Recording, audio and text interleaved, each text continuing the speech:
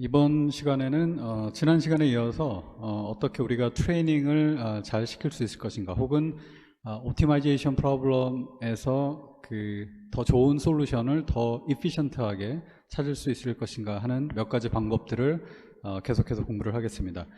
첫 번째로 볼 내용은 러닝 레이트, 즉 우리가 그레디언트 디센트 기반의 업데이트 룰을 이런 식으로 표현을 했을 때, 혹은 스텝 사이즈라고 불리기도 했던 저 알파 값을 어떻게 결정할 것인가에 관한 내용이 되겠습니다.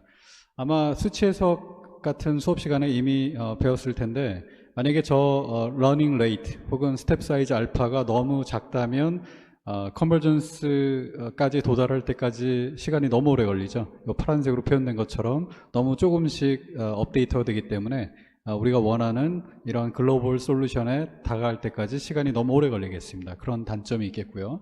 하지만 만약에 너무 큰 알파 값을 사용을 하면, 이 그림에서 노란색으로 표현된 것처럼 어느 정도까지 근접했다가 더 이상 좋은 솔루션으로 가질 못하고 계속 오실레이션 할 수 있겠죠.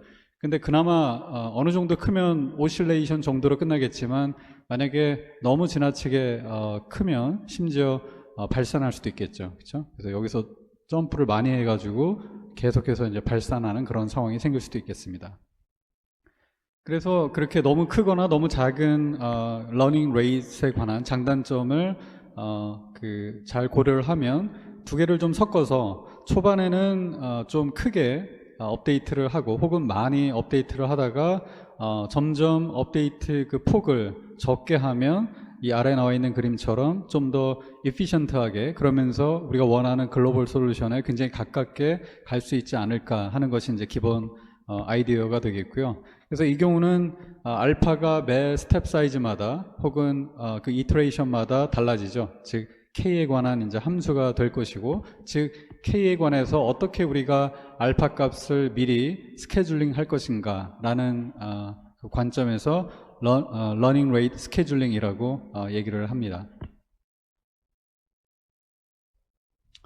그래서 여러 가지 휴리스틱에 기반한, 혹은 임피리컬 어프로치라고 할 수 있겠는데, 여러 가지 다른 종류의 그 러닝 레이트 스케줄링 기법들이 제안이 됐고요. 가장 간단한 예로 K가 증가할수록 여기서 베타는 이제 0과 1 사이의 값이 되겠죠. 조금씩 줄여나가는 그런 방법이 있겠고, 저렇게 조금씩 줄여나가는 거를 매 이터레이션마다 하는 게 아니라 어느 정도 띄엄띄엄, 그래서 어느 정도는 컨스턴트하게 가다가 어느 시점이 됐을 때 좀 떨어뜨리고, 그런 식으로 그 스케줄링 하는 방법을 이제 멀티 팩터 스케줄러라고 하고요. 혹은 스텝 스케줄러라고도 하고요. 이그젬플에서는 이제 K가 10, 20, 30일 때만 이러한 그 알파가 바뀌는 룰을 적용을 하기 때문에 10번에 한 번씩 조금씩 알파 값을 낮춰주는 이제 그런 스케줄링 기법이 되겠습니다.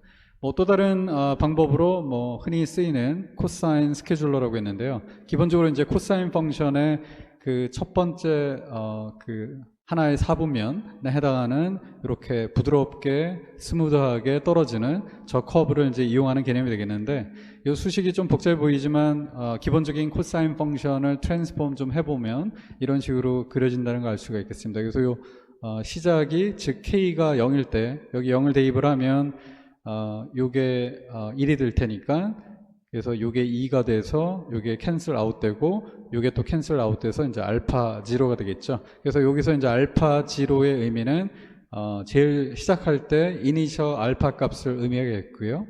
여기가 알파 지로. 그래서 이 example에서는 0.1로 우리가 세팅을 한 거겠네요. 그 다음에 이 K가 대문자 T가 됐을 때는 역시 또 대입을 해보면 이게 아마 알파 T로 나올 겁니다. 그래서 그 K가, 즉 이터레이션 인덱스가 대문자 T가 됐을 때는 이제 알파 T가 되도록 우리가 스케줄링 하겠다. 일종의 타겟 러닝 레이트 되겠습니다. 그래서 지금 요 오른쪽 그 플랫에서는 요 값이 알파 T가 되겠고, 아마 시뮬레이션을 제가 0.01로 세팅을 했을 겁니다. 그 다음에 요 대문자 T는 요 example에서는 이제 100이 되겠습니다. 그래서 0에서 처음에 알파 지로가 0.1에서 시작을 해서 점점 코사인 커브를 따라 줄다가 100번째 이터레이션에서는 알파 t, 즉 0.01이 되도록 스무드하게 줄여라 라는 그런 스케줄링 기법이 되겠고, 보통은 어떤 타겟 그 이터레이션 넘버 이후에는 그 최종 알파 t에 해당하는 그 값을 컨스턴트하게 사용을 합니다. 더 줄이지 않고. 그래서 그런 식으로 플렉서블하게 우리가 알파 0, 알파 t, 그 다음에 대문자 t 이런 파라미터들을 유저가 설정을 할 수 있겠고요. 그 다음에 여기서 이제 추가로 하나 더 넣는다면 일종의 웜업 피리드라고 얘기하는, 그러니까 바로 0.1에 시작하는 게 아니라 어느 정도 웜업해서 0에서 저 0.1이 되도록 그 증가시키는 그런 그 스케줄링을 추가할 수도 있겠고요. 그래서 저거에 이제 모티베이셔널은 처음부터 너무 큰 숫자를 사용을 하면 그 초기에 너무 원더링 할 수 있기 때문에, 즉 오실레이션이 초반에 나타날 수 있기 때문에 그러한 이니셜 오실레이션을 좀 줄여줄 수 있는 일종의 안전장치가 되겠고요. 보통은 리니어한 그런 웜업 펑션을 많이 이용합니다. 그래서 만약에 좀 전에 우리가 직전에 봤던 코사인 펑션 기반의 스케줄링을 이용한다면 뭐 예를 들어 이런 식으로 이렇게 애드할 수 있겠습니다. 그래서 인제는 시작점 여기고 여기서 이렇게 짧게 리니어하게 올라간 다음에 그 다음에 이전에 설명했던 그런 코사인 펑션을 따라 쿨링 다운되는 이제 그런 스케줄링이 되겠습니다. 그래서 여러 가지 이제 example 스케줄러를 봤는데 불행히도 이 중에 어떤 것도 항상 그 컨스턴트한 어떤 알파를 쓰는 거에 비해서 항상 언제나 어떤 문제에 대해서도 어떤 글로벌 솔루션을 찾는데 더 유리해진다라고 개런티할 수는 없습니다. 하지만 더 높은 확률로 컨스턴트한 알파 값을 쓰는 것보다는 그 대부분의 문제의 경우에 뭐 주어진 문제가 뭐냐에 따라 이 코스트 펑션의 어떤 랜드스케이프이 어떻게 되냐, 혹은 또 이니셜 포인트가 뭐냐에 따라 상황이 많이 달라지긴 하지만 많은 경우에 굉장히 높은 확률로 이런 식의 스케줄링을 쓰면 컨스턴트하게 쓰는 것보다 좋은 솔루션을 좀 더 빨리 이피션트하게 얻을 확률이 높다라고 이해를 하면 되겠습니다. 자, 그 다음으로 볼 내용이 input normalization인데요. 즉 주어진 인풋 데이터의 일종의 선처리를 하는 작업이 되겠고, 이러한 선처리 작업이 왜 그 뉴럴넷의 모델 파라미터를 좀 더 정확하고 효율적으로 구하는 데 도움이 되는지를 살펴보도록 하겠습니다. 그래서 이 그림을 보니까 피처 디멘전이 2짜리인 트레이닝 샘플 혹은 프로토타입을 지금 스캐터 플롯으로 보여주고 있는데, 지금 보면 그 왼쪽이 오른쪽에 비해서 이 두 번째 디멘전, 즉 X2에 상응하는 피처의 그 어떤 디스트리뷰션 레인지가 훨씬 넓죠, 그죠? 피처 1에 비해서, 그죠? 그래서 이런 경우에 적절히 노멀라이제이션을 해서 오른쪽 그림처럼 보이게 하면 좋겠다라는 것이 이제 인풋 노멀라이제이션이고, 아마 이 개념은 이미 많이들 알고 있을 것 같아요. 그래서 이렇게 하는 게 좋다라고 얘기도 들었을 것 같은데, 즉 이런 얘기죠. 인풋의 각각의 디멘전이 좀 분포의 어떤 정도가 비슷한 그 스케일에 있어야 한다라고 얘기할 수 있는데, 이게 왜 그런지를 조금 이론적인 관점에서 좀 보려고 해요.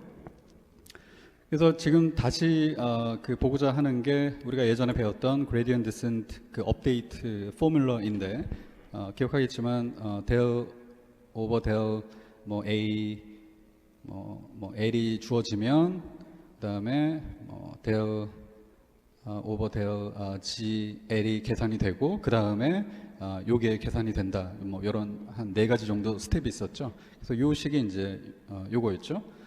이거에서 요거는 그래서 요 스몰 l이, 즉 레이어 인덱스가 뭐이던 간에 성립하는 수식이었고, 요 스몰 l이 만약에 1이면 그게 바로 요 수식으로 정의가 되겠고, 사실 그때 A0에 해당하는 게 바로 X였죠. 이게 바로 X였으니까.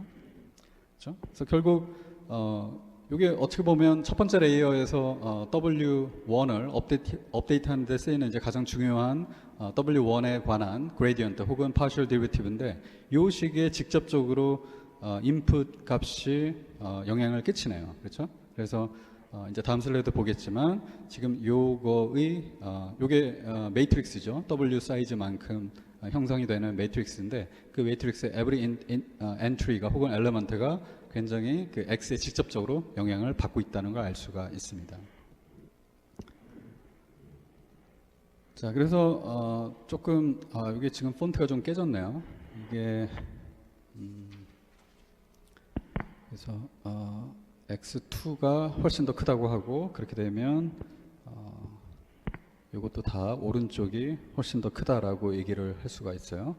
그래서 좀 전에 식이 요거는 equal to del C over del G1 그 다음에 X 트랜스포즈였죠. 그래서 뭐 분석의 편의를 위해서 좀 사이즈를 줄여 생각을 하죠. 그래서 W1의 사이즈가 2x2라고 가정을 하죠. 그러면 그거에 관한 편미분도 역시 2x2죠.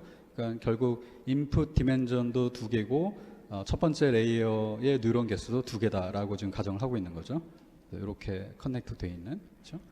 자, 그러면 요거를 한번 수식으로 좀 써보면, 얘는 지금 첫 번째 히든 레이어에서 뉴런이 2개라고 가정했으니까 2x1이죠. 그래서 그 2x1을 뭐 그냥 뭐 C1 그냥 C2라고 쓸게요, 편의상. 그 다음에 요 X를 트랜스포즈 한 거니까 그 다음에 X 디멘전도 2니까 X1, X2 이렇게 계산이 되겠네요. 그렇죠? 그래서 얘는 equal to 뭐 C1, X1, C1, X2, C2, X1, C2, X2 뭐 이렇게 표현이 될 거고, 요게 결국 그 W11에 대한 편미분, 얘는 W12에 대한 편미분 등등이 되겠죠. 그죠? 그런데 만약에 인풋 노멀라이제이션이 잘 안 돼서 X2가 X1보다 훨씬 크다면 지금 요게 요거보다 훨씬 큰 거죠. 그죠? 그래서 지금 요게 지금 여기죠. 그다음에 요게 여기죠. 요거. 그래서 얘가 얘보다 훨씬 더 클 거고, 얘네 둘은 이제 얘네 둘이죠. 그래서 역시 X2가 훨씬 크면 얘가 얘보다 훨씬 더 크겠죠. 그죠?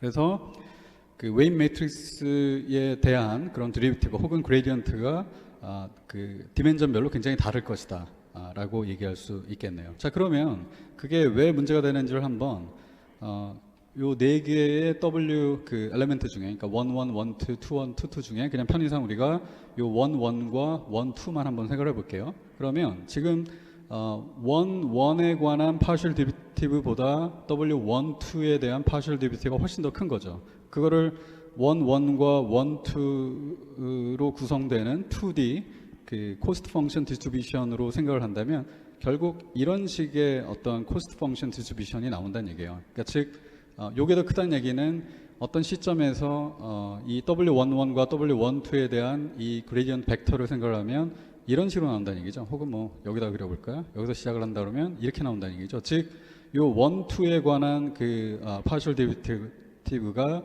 1, 1에 대한 파셜 데리비티브보다 훨씬 크다는 얘기죠. 그죠? 그래서 결국 전반적인 이 코스트 펑션 디스트리뷰션이 굉장히 에이시메트릭하다는 얘기예요.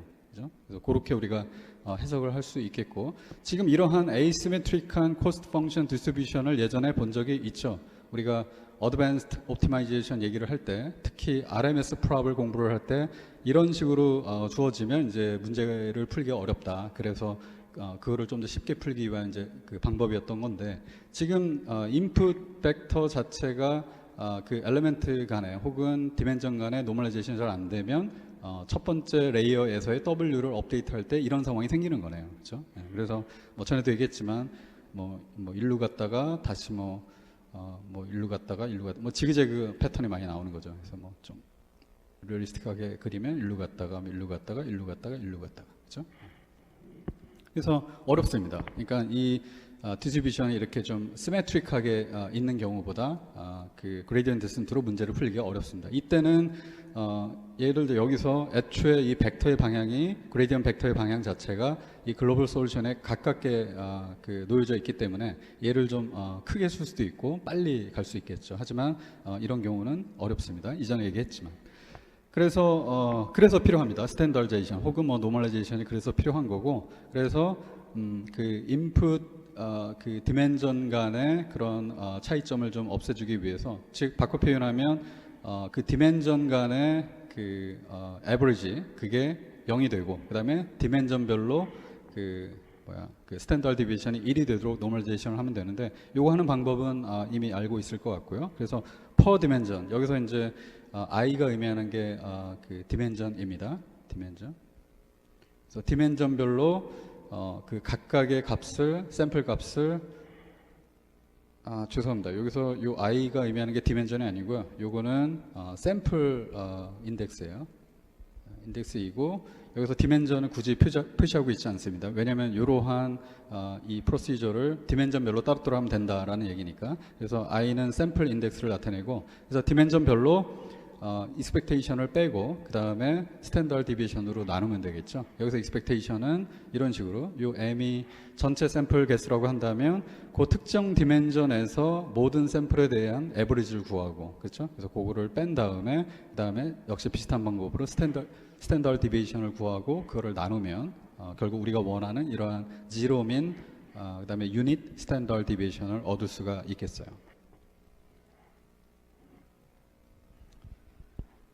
자, 그래서 좀 전에 이제 했던 게 뭐냐면 히든 레이어가 이렇게 1, 2 있다고 하면 x가 결국 이 첫 번째 히든 레이어에 있는 w1을 업데이트하는데 영향을 끼쳐서 분석을 좀 해봤더니 이 w1을 구하기 위한 그레디언트의 어떤 그 값들이 디멘전별로 달라져서 그거를 좀 비슷하게 만들기 위해서 그 민으로 빼고 스탠다드 디비에이션을 나누는 그런 노멀라이제이션이 필요했다라고 얘기했는데, 사실 그거를 원래 식이 요거였으니까 동일한 논리로 그 다음 두 번째 레이어의 W2를 좀 더 쉽게 구하기 위해서는 이 여기에 인풋으로 들어가는 A1이죠. 요 A1을 비슷한 방법으로 노멀라이제이션 혹은 스탠다드이제이션을 하면 좋겠네요. 그렇죠?